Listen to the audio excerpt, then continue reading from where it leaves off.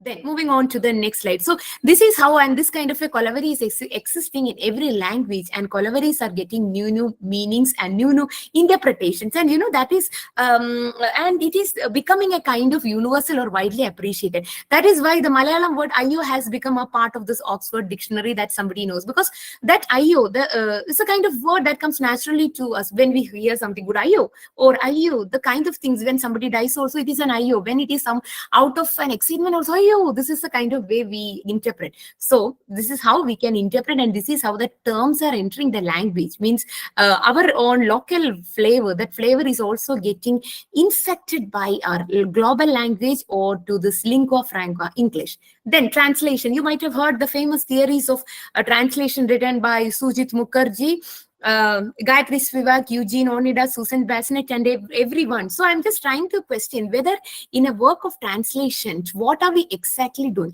Is it a sort of recovery? Are you trying to recover something? Or are you trying to be all right with something? Or are you trying to discover something? Are you trying to find something, something very new? This is again a sort of question which comes to my mind. So these are the things when it comes to a translation. So I know that I'm really in short of time, but with a limited time, I thought I should honestly give a chance for the students, for the future researchers or the students or faculties who are interested in translation. They can take upon these elements when it comes to the translation equivalence or the transcreation. Are we creating something, or are we really doing justice to the translation, whether we are faithful to the translation? Then comes the question of translatability versus untranslatability, because some words, when you translate something, from your language, when you translate something from Hindi language to English language, there are many things which that is beyond our level of explanation, or beyond, especially when it is a kind of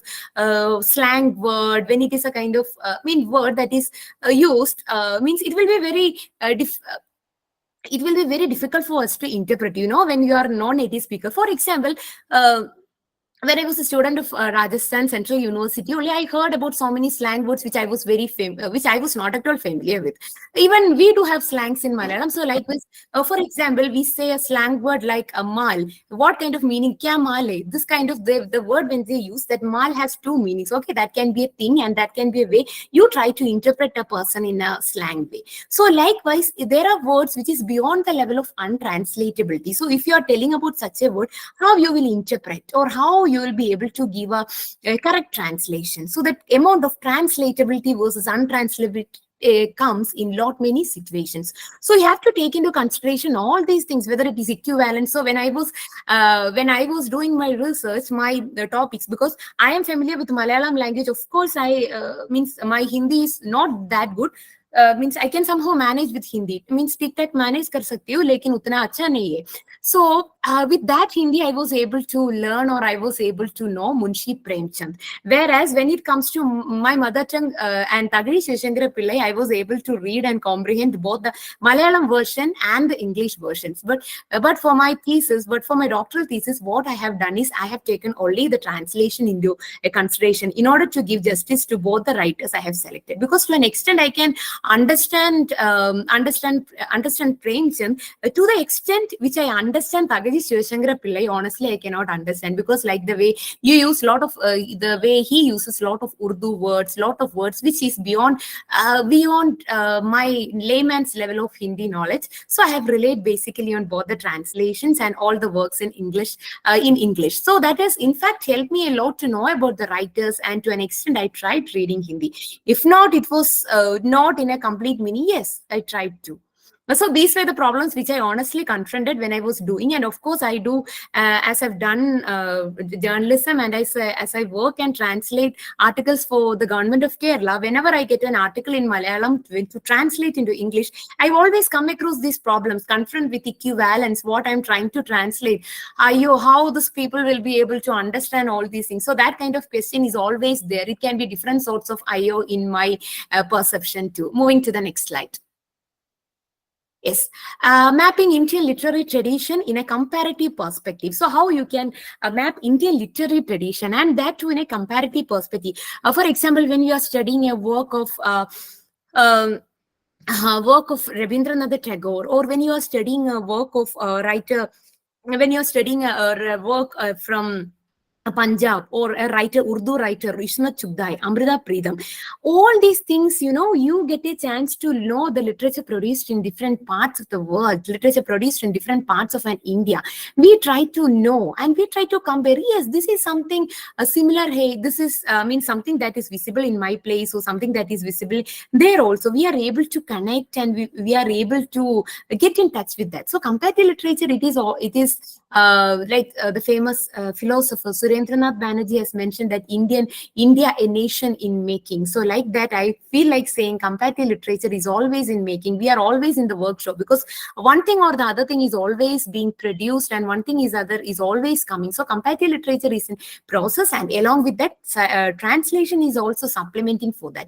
And this translation is acting as a tool in comparative study. So when it comes to comparative literature, when you are trying to compare two writers, with the help of translation only, you are able to read, you are able to know about the writers. For example, I will come across the work which I have first read about translation when I developed an interest in a topic like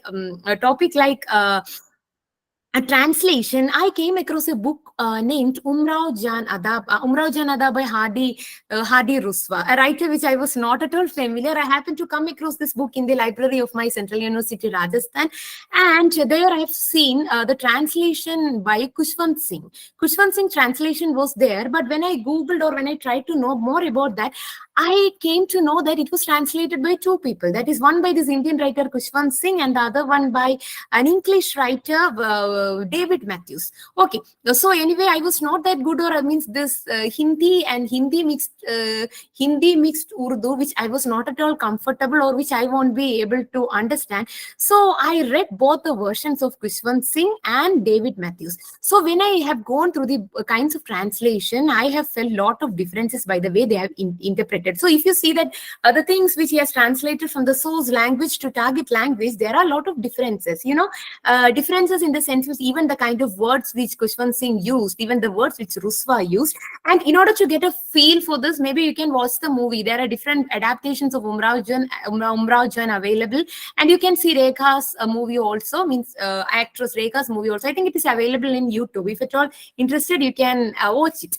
So in the translation, David Matthews and Kushwant Singh. So when I have gone through both the translations, there I have come across a particular word like puberty. And you all are familiar with puberty, then how that kind of a change happens to a girl, during the age of 12 or 13. And in David Matthews' translation, it was deflowering. See the way one person, if it is mentioning as attaining puberty, how the other person is mentioning it as deflowering. So how that flower comes, so that kind of, maybe it's not a pure destruction or something, that flowering, it is another stage of that flowering, means it is coming as leaves, or it is coming as it's that petals or something like that. So the kind of translation and the way I do not know how perfect it would be in Urdu mixed Hindi, which I really don't know, but these translations were able to give a glimpse. And I can say with assurance that both the translations were capable of giving an interest towards that novel, and that finally ended up me watching that movie as well. Now moving to, so I will also give you a glimpse of that sort. Moving to the next slide. Okay, sense and essence. So here I have taken a story, like I have mentioned, something sense and essence, the kind of meaning and the kind of soul. Are they really lost in translation, or are they existing in translation? So source and target in language. So for this, I have selected the short story Kafan Short, written by Munshi Premchand. This is a personal favorite of mine. Of all the short stories I have selected, I have included only novels in my PhD doctoral thesis, but this is a short story which I have studied in my school class, and something which honestly lies very close to me. And I was fortunate to teach this story in translation studies for the master students last year. So Kafan by Munshi Premchand. चौपड़े के द्वार पर बाप और बेटा दोनों एक बुझे हुए अलाव के सामने चुपचाप बैठे हुए थे, और अंदर बेटे की जवान बीवी बुधिया प्रसव वेदना में पछतावा कर रही थी। रह रहकर उसके मुंह से ऐसे दिल हिला देने वाली आवाज निकलती थी कि दोनों कलेजा याम लेते थे। जाड़ों की रात थी, प्रकृति सन्नाटे में डूबी हुई, सारा गांव अंधकार में लया हो गया था।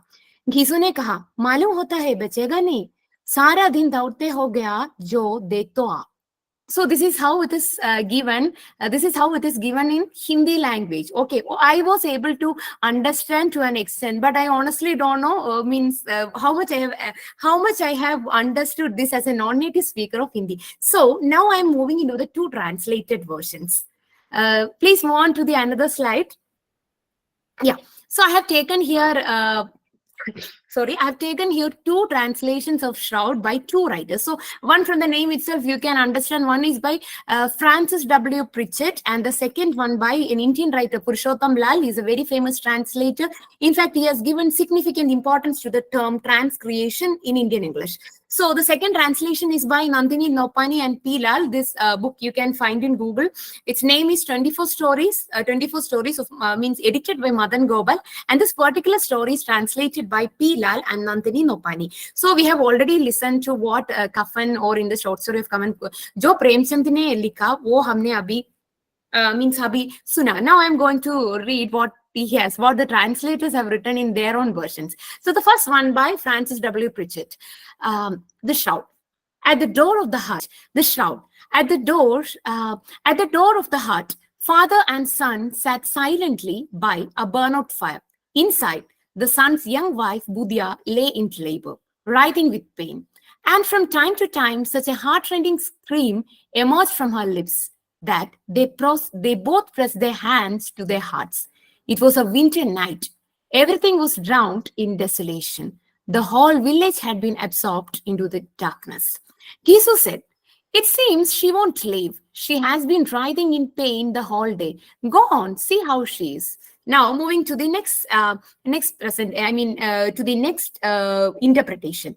Near the door of the hut, father and son sit silent beside the extinct fire in the dry-goat pot. Inside, the son's young wife, Budya, prostrate on the ground, mourning in childbirth. Spasmodic, heart-rending cries issue from her lips. Father and son hold their breaths. Winter night, stark, ubiquitous stillness, village drowned in doom, darkness. She won't, says Gisu. Why don't you go in and see?